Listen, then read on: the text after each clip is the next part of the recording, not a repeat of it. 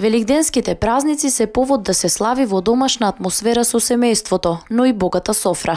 Неретко на ваквите денови луѓето претеруваат со алкохолот и јадењето на месо и јајца, кои доколку не се внимава, знаат да предизвикаат и труење.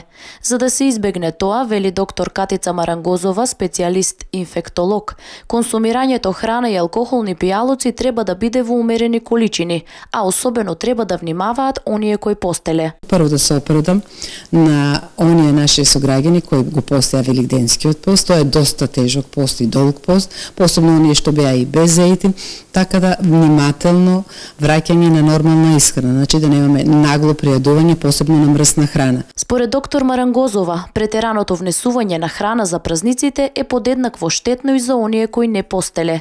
Таа советува великденските јајца да не се чуваат подолго од 5 дена и да се јадат додека се свежи.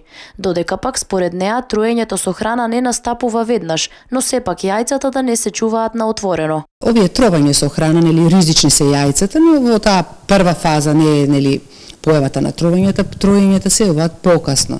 И затоа апелирам до сите наши граѓани, значи внимателно со великденските јајца. На отворено, тие се убаво декорирани, подолго од неколку дена да не стојат, потоа веќе чим поминат празниците да се стават у фрижидер и не препорачувам подолго од 5-6 дена консумација на овие јајца. Значи, ради превенција од заштита од труење на храна, преку јајцата, добар медиум за салмонела, која предизвика најтешки труење со храна.